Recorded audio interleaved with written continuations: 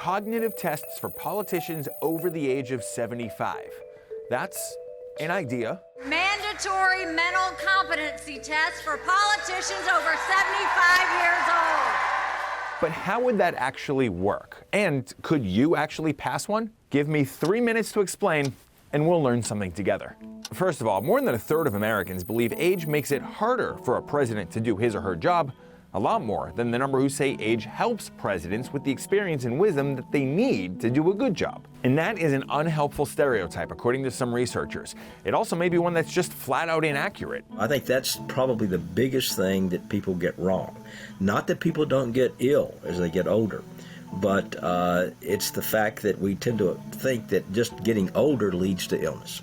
Dan Blazer, still sharp as a tack at 79 and still putting in hours as professor emeritus at Duke, was critical of Nikki Haley's call to single out older politicians. I couldn't believe it, quite honestly. I think that is a very, very bad thing to do. Number one, I'm not sure what test you would actually use. What would a cognitive test actually look like? Well, one option would be the test that President Trump supposedly took to test his recall. Like you'll go person, woman, man, camera, TV.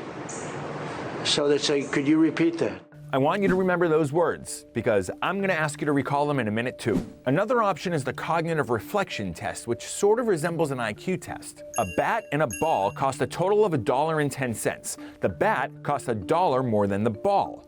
How much does the ball cost? 5 cents. A lot of young people get that one wrong too. Okay, now it's time to recall the 5 words that President Trump listed.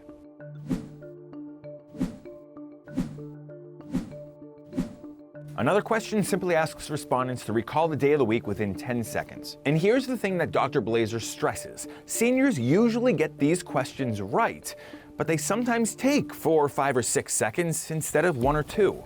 They're slower in calling up certain things from their memory bank, but they eventually get it, and it bothers them that they don't get it. That's not a dangerous thing. He says slower processing is not a reflection of compromised decision-making. In fact, humans don't just start magically slowing down in our 70s or 80s. Research has found that we start the steady loss of cognitive function in our 30s. There's your sobering news of the day. Researchers have also suggested that some of the cognitive losses seniors experience may be offset by the additional wisdom they've gained in all their extra years. So basically, judge politicians on an individual basis. You really need to look at how well the person is doing at the present time in doing their particular job. Blazer's bottom line?